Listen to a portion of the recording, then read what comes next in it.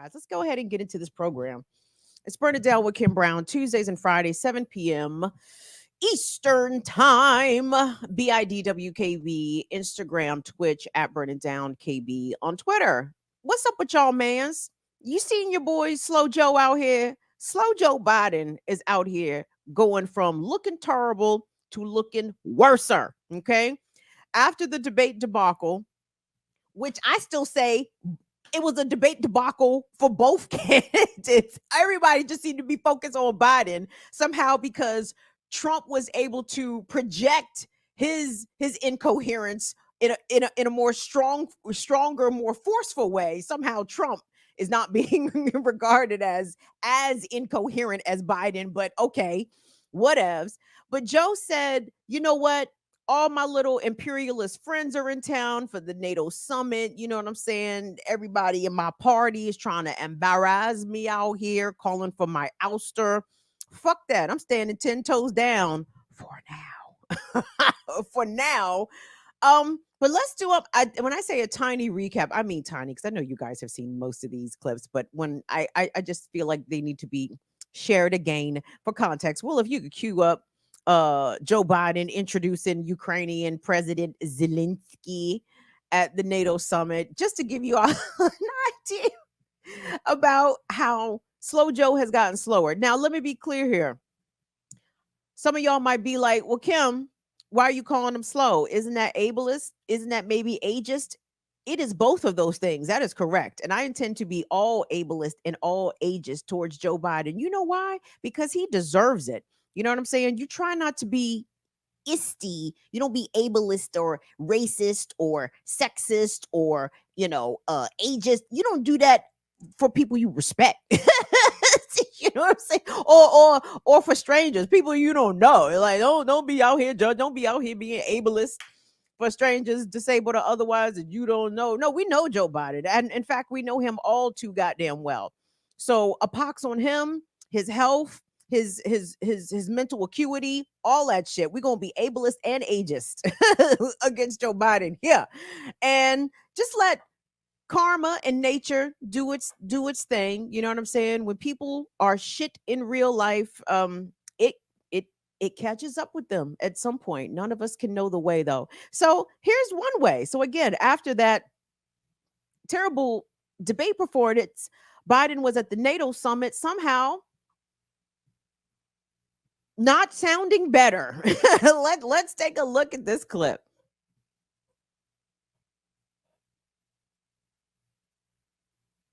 And now I want to hand it over to the president of Ukraine, who has as much courage as he has determination.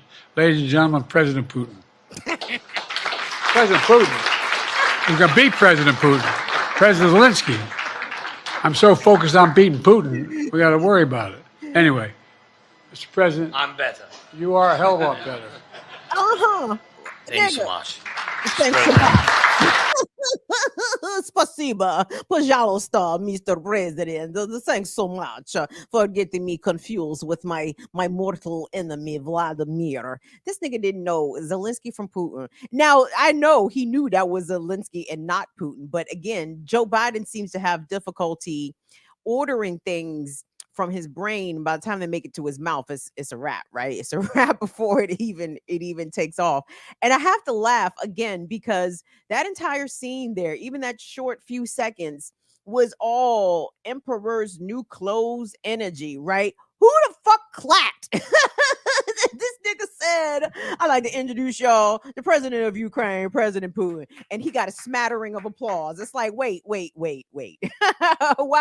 why are y'all clapping for errors? Why are we clapping for erroneous information? Why are we clapping when we see that this man has clearly made a ginormous mistake? Now, in Joe Biden's defense, in that moment, he was able to catch himself, right?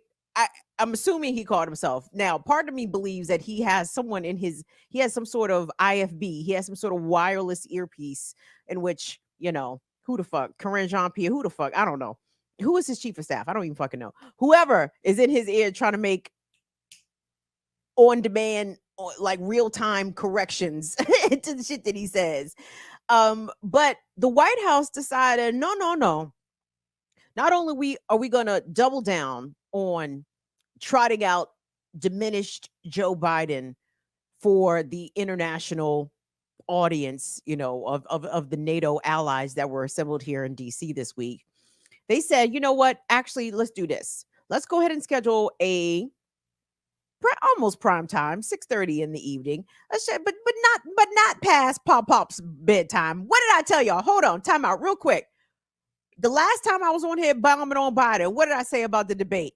I said that they knew good and goddamn well that 81-year-old man was not going to be able to perform at any level, at any level of goodness, fuck greatness, at any level of a bare minimum averageness at 9:00 at night. Who are they fooling? You can't put 80-somethings, the only 80-something that was partying past 9:00.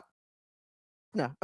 Okay, and he was probably on lots of drugs, and they need to put Joe Biden on them same drugs. He needs some meths in his system regardless. Anyway, but what did the White House come out and say after the debate, y'all? They said that the president is going to limit his evening activities not to go beyond 8 p.m. I said, look at a prescient queen, me. Y'all, I told y'all I'm a common senseologist. I lack all the prefixes and suffixes of doctor and PhD. Nigga, I'm a common senseologist. I saw that shit clear as day. You can't be putting this nigga on at 9:00 at night and expecting him to do good and sound, coherent. That's not gonna happen. So what? All the president's activities cut off at 8:00. I said, look who's watching the show. the Biden White House. How y'all doing? Fuck y'all niggas. Anyway, the press conference. And let me say this real quick before I play the clip about the press conference. Presidents used to give regular press conferences. It is with these last two presidents, Biden and Trump. It started with Obama. Obama started to tail that shit off. Here's where I'm going with this. I used to watch in the year 2000, really almost 2008. I mean, I watched a lot of fucking W. Bush. Okay, I hated him so bad, and in my political infancy, I wanted to know what the fuck Bush was talking about, not to understand it per se. I wanted to be aware of what he was saying and how he was saying it, right? Because up until Trump, we thought Bush was the dumbest fucking thing to ever occupy the Oval Office. Y'all, in 2001. What was the conversation? Surely there would not be a president dumber than this nigga, right? Oh, how we lacked imagination. So anyway, Bush addressed the media every week, like without fail, every fucking week, except when he was on vacation, which was most of the fucking time down in Crawford, Texas on the ranch. That nigga was on vacation. He didn't address the media. But when he was in DC, Bush would address the media weekly, and he hated it. And you could see his whole body language, his whole affect. This nigga did not want to come into the press office, into the press room and take fucking questions. The last fucking thing he wanted to do, but he did it, right? Terribly, horribly, but he did it. Obama started to trail that off because he was getting so many questions from far right wing that were being granted press passes, and he was, constantly have to fend off red state reporters. And Obama got sick of this shit. He was like, I ain't doing this no more. And then the only reason Trump addressed the media with regularity or some sort of frequency was because of the COVID crisis. But Biden has not addressed the press corps in a setting that he is able to answer and receive questions in a controlled setting in 8 months. And I was always really kind of befuddled by that. Like, why is reporters only always screaming questions at Biden as he's walking to and from the fucking helicopter? Like, that's the only time you got a comment from the president about something is when he's walking from the helicopter to the helicopter. All you hear is the helicopter. I'm like, why is this the standard? Who is accepting this? So in an effort, I guess, to show that he's still the fucking president, here come the White House. All right, we're going to roll Joey out at 6:30 in the evening and make him available for unscripted. And this nigga was terrible. He sounded terrible. Now, this is the clip we're about to play. Will, if you could cue up the press conference clip. Now, I'm sure you all have seen this because he mixed up the name. He was referring to Kamala, but said Trump, right? Well, what I want y'all to listen to is the question that prefaced that, right? and let this whole performance be an example of why all of this shit, especially in America, needs to fall the fuck down. Because the question in itself is not, I think, serious enough, reflecting what is at stake with Biden himself personally. And just and Will, I might ask you, put me down in the corner. Go ahead and pull up the clip, because I might ask you to pause it at a certain point and let me interject. So let's go ahead and make sure we start this from the beginning, please. And we can roll it whenever you are ready, my good sir. I'll take your questions. I've been given a list of people to call on here. Reuters, Jeff Mason. Reuters. Mr. President, your political future has hung over the NATO summit a little bit this week. Speaker Pelosi made a point of suggesting that your decision on whether to stay in the race was still open. George Clooney and a handful of lawmakers have called on you to step aside. Pause Reuters right is there. reporting tonight that UAW leadership. So you heard the question. First question of the press conference coming from Reuters, a reputable, established news agency, international even. Here come this nigga from Reuters. Mr. President, George Clooney said you fucked up in the game. What do you have to say to George Clooney? Now, this is where I get upset, right, at the media. I understand George Clooney is a prominent Democratic donor who has supported the president in the past, who recently penned a New York Times opinion piece expressing tremendous concerns about the president's mental, cognitive ability and blah, blah, blah. Why is the president of the United States being asked about what the fuck George Clooney got to say about the situation? This is where the media is in this country, right? If we're talking about our democracy, the media wants to convey to the president that the actors are concerned. Sir, the members of the Screen Actors Guild have expressed tremendous the skepticism and a lot of trepidation around how you're doing out here. Who gives a fuck what George Clooney got to say about the situation? Mention Pelosi, mention the Congress people. I think that's very fair. But just to let y'all know that the media has absolutely transposed politics and celebrity, right? And what a celebrity has to say about a president should hold as much sway to him as what members of his own party should say. And I guess maybe in some way that's true, because fucking Clooney is a big donor. So I guess maybe it's not wrong to put Clooney in the same sentence as Nancy Pelosi. He actually might have somewhat sway, but I just kind of thought that was ridiculous. But anyway, Will, let's go ahead and resume the clip so we could all get a little sniggle at Joe Biden's continued decline.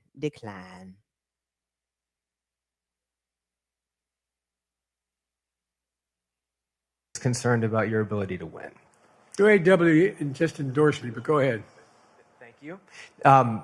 My question for you is, how are you incorporating these developments into your decision to stay?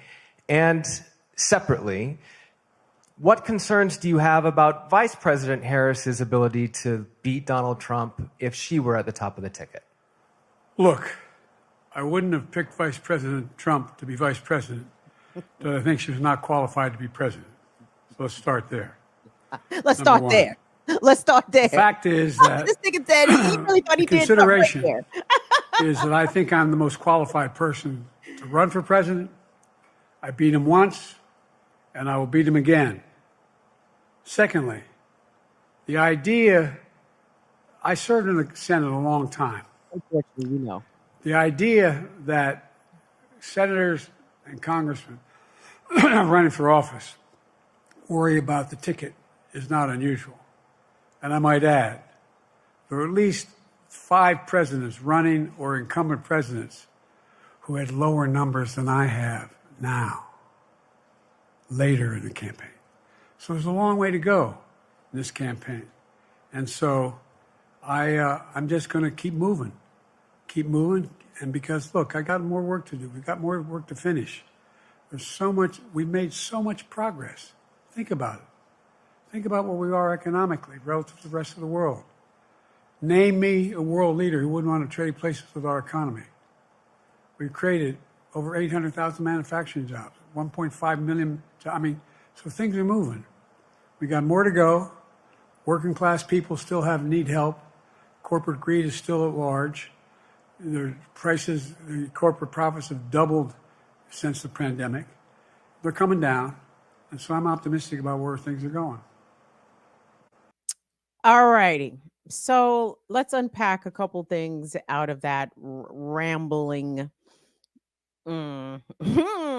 answer that the president just gave. When he gave that incomplete answer about all the jobs created, what was the number he said? I think he started to say 1.5 million and he trailed off. But what's interesting about the unemployment numbers in this country is that a lot of non-mainstream economists truly believe that all of these numbers are phony and fake, right? Like, why is it that the Biden White House speaks so much about all the economic progress that has been made while Biden has been in office, and yet people, everyday folks, working folks, don't really seem to feel that progress? And I know folks that over the last few years were looking for jobs, right? The narrative was, oh, there's so many jobs. All these companies are hiring. People just don't want to work. People are lazy. They don't want to come back to work after the pandemic. At the same time, there was a lot of people intensely looking for work, applying to tens, if not dozens of jobs and not getting hired. Yet the Democrats and Biden specifically tout how many jobs, millions of jobs have been created. Well, that is a phony sort of play on words. It's an interesting phraseology when they talk about jobs created. The way that corporate America and the Department of Labor kind of work together to formulate these Bureau of Labor statistics as it pertains to unemployment data. What ends up happening is that these companies will create jobs, literally create job postings, create requirements, create pathways to apply, but they have no intentions of ever filling the job, right? They literally created a job that no one is ever going to work. And they report these created jobs to the Department of Labor and to their state agency, which gives them some sort of boost or credit or some sort of incentive to continue to create jobs on paper, meanwhile not actually filling these jobs. So when the president and his lackeys get out there talking about they've created millions of jobs, no, nigga, the right question is how many jobs have been taken? How many people have now found themselves in these jobs? Not how many postings of empty blank positions that are ne'er to be filled. No, how many people that were once unemployed are now employed? And by the way, the unemployment numbers are all very fudgy and phony anyway, because, for example, people who are disabled are not counted amongst the unemployed, right? Now, if you were to add all the disabled folks into that unemployment number who are of, I suppose, whatever working age is, that unemployment number would look a little different. Maybe not all that great. So Biden is standing on a phony record here, at least when it comes to the economy and it comes to jobs.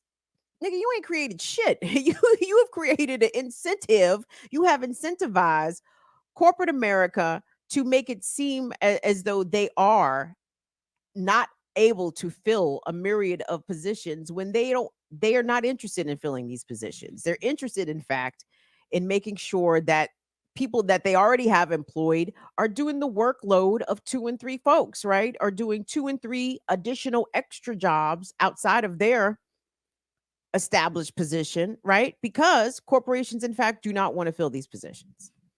They like working on skeleton crews, they like to overwork everybody.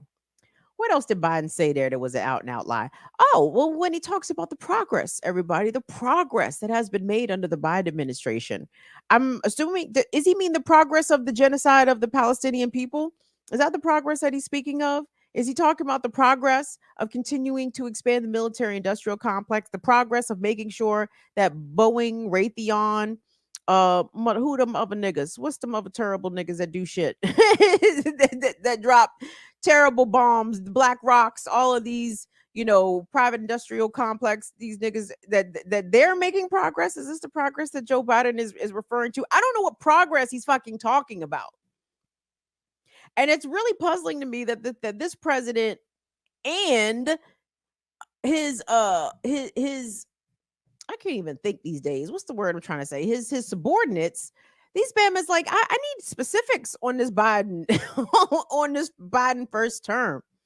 Oh, that was the other thing that he said in that answer that is incorrect. I think he made mention of his poll numbers. And I think he said the incumbent, whatever he said was mistaken. Okay. For the first time in almost 20 years, I think since Bush W was going for re-election as the incumbent in 2004. This is the first time that the Republican candidate has been ahead in the polls at this point during the campaign, right? In 20 years, not the first time ever, but the first time in a long time. Democrats for the president have been leading since up until now. That this is how bad Joe Biden is doing. And I love the fact that there is all of this, Julius Caesar and Brutus intrigue, because everybody seemingly has their knives out for the president. Everyone within the Democratic Party. Not everyone, though. Oh, I said everyone, but I meant a lot of folks. 9 congressional Democrats, and I think the first senator has come out and asked for Biden to bow out of the race. The junior senator from Vermont. What's his name? Welsh? Some white. I don't fucking know. Well, I guess they all whites. All the whites have come out and asked for Joe to step aside. None of the Congressional Black Caucus. Isn't that funny? Anybody in the squad? I'm even looking for Rashida Tlaib. So I have a feeling Rashida Tlaib, surely Rashida Tlaib has told Joe Biden to go fuck himself openly, right? And they're just not reporting it. I just must be missing it. Like I see all the 9 House representatives plus this one senator now. I think they have all been the whites except for one. Maybe a Hispanic congressperson, but rest of them have been white. Pop up that WSWS.org article for me, Will. The World Socialists took an interesting take. Well, number one, they did a good job of perfectly stating the obvious here, that despite all of these calls from party Democrats for Joe Biden to step aside or consider making way for a new candidate, all of these calls are based off of Joe Biden's performance and not his policies, right? None of the folks calling for Biden to step aside have any issue with how much arms continue to be sent to Israel to continue to enact a genocide against people in Gaza, right? Like none of the people for Biden to step aside have an issue with Joe Biden denying asylum claims to refugee seekers coming across the southern border. Like none of them have a problem with that. None of them have a problem with the increased fracking that's going on in this country, accelerated, by the way, by the Obama administration under, while Biden was right there, skinning and grinning. Like niggas ain't got shit to say about that. They're saying that Biden can't win. That's it. Nobody has an issue. Like he's perfectly cognizant, I suppose, to oversee or assist in the genocide of the Palestinians. But when he comes up there on that debate stage, if he can't articulate his support of that genocide well, then that's the problem. That's the issue that we have here. And it just goes to show you, everybody, the lesser of two evils is always going to be evil. There is no choice for good. Who is good on the ballot? Zero. Well, none of the two-party candidates anyway. But if you think that Biden getting off the ticket is going to change shit in Palestine, it's not. If you think it's going to change shit on the ground for undocumented migrants here, it isn't. If you think it's going to change anything for the conditions of working folks in this country, it isn't. Whether it's Biden, Kamala, or fucking Trump. Okay.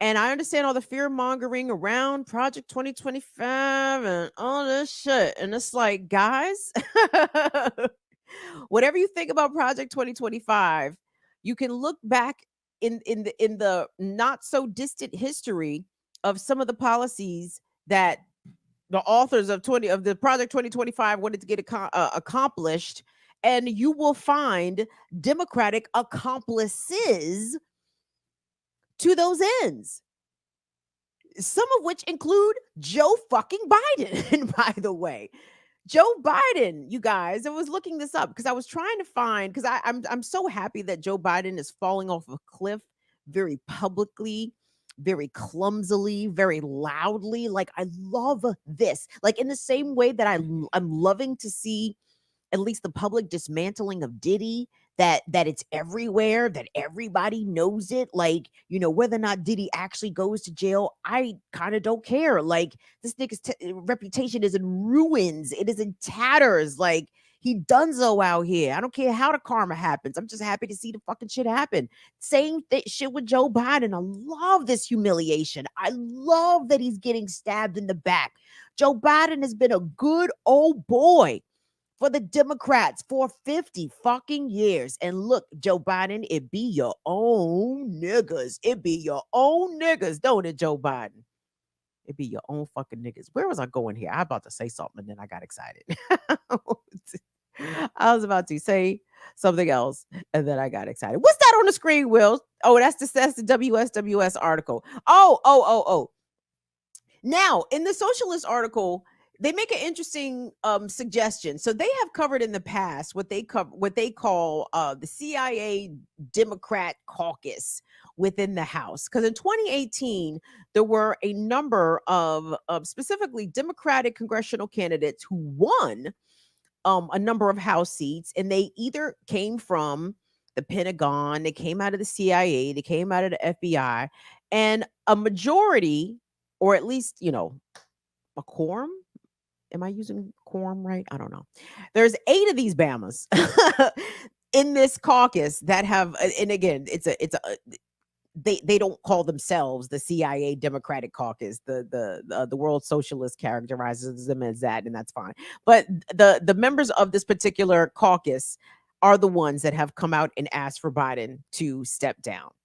And that to them signals that, the deep state or the CIA or the real powers that be in this country, the people who really are the drivers of, quote, democracy in America, right? The real folks want Biden to step aside.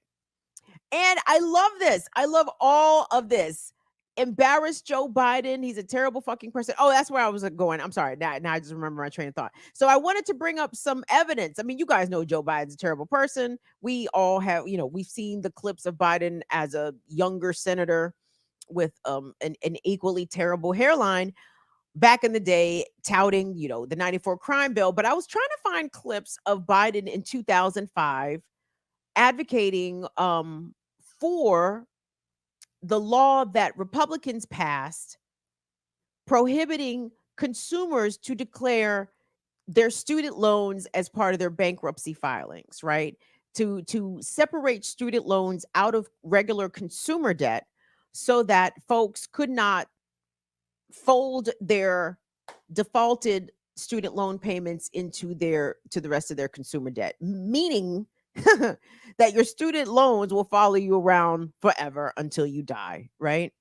Joe Biden sided with the Republicans when he was a powerful Democratic senator in 2005. He sided with the Republicans to make sure that got passed. And then here come this motherfucker in 2019, Johnnie come lately like shit, trying to push, I'm going to forgive the student loans. Up.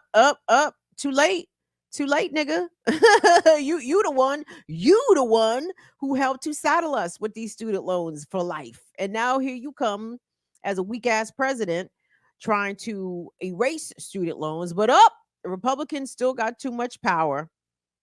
And you can't side with them this time anyway. I hate Joe Biden with a passion. I love to see the public dismantling of Joe Biden. I am even giddier to see that the Democrats are doing a lot of this to themselves. If they think they're going to have a new candidate to trot out in Chicago by August, oh nigga, who? Who? Y'all got Westmore warming up in the bullpen? Like who we talking about here? Gavin Newsom? Who we talking about? Kamala? Who we talking about? You have thinned your bench to the point, Democrats, that now you looking down the bench and you ain't got nobody. You got nobody. Who was one of them old NBA niggas who just retired? You know what? Let me shut up. My analogy is not gonna be swift today, but you got nobody, zero people. And the thing is, Trump is building momentum now. I have a feeling that Trump, when he does win the election, because I have a feeling that he will win, it's not because he's going to get more votes, as it were, because to be honest, that every Republican that has won the presidency has only won so via an electoral victory, not via the popular vote, right? So Trump, Biden still might get more votes, maybe, but I just think Trump is going to lose because of indifference, right? People are going to come out and vote, and they're not going to vote for president. That's it. I have a feeling we're probably going to see a record voter turnout. I think more people are going to turn out to the polls, and people are just not going to vote for president. And all the political pundits and all the cable news networks are going to be befuddled. Be like, wait a minute, we're confused. They had 80% turnout in da da da da da, and yet how did this happen? Because people are going to go out and leave that presidential boxes unchecked and unfulfilled because of how transparent it is that you are not going to get anything that is going to benefit you materially voting for either one of these candidates. Okay. If you vote for Biden, what you're going to get is just not Trump. And you hear the Biden campaign use that kind of language sometimes too. They talk about, oh, well, the president, for example, when it comes to his health, the president has had these physicals. He's, revealed more information about his health than the other guy, than the last guy. And it's like, is Trump the bar now? Like, is if Biden can only measure himself against Trump, bitch, y'all niggas might as well throw in the towel. like make it make sense. You got the Biden campaign is measuring themselves against literally the worst person. Well, I don't know about worst person. I'm sure George Washington and Thomas Jefferson and Woodrow Wilson and Andrew Jackson. Well, Trump, I don't know. He's got good company. It's a horse race as to who is the biggest presidential piece of shit. But you got to put Trump up there. He's got to be in the top 5 at least, right? Right. Like y'all measuring yourself against one of the worst presidents of all time and saying, at least we're not him. At least we're putting out more information than him. At least our policies are not him. Get the fuck out of here. Let me take a break.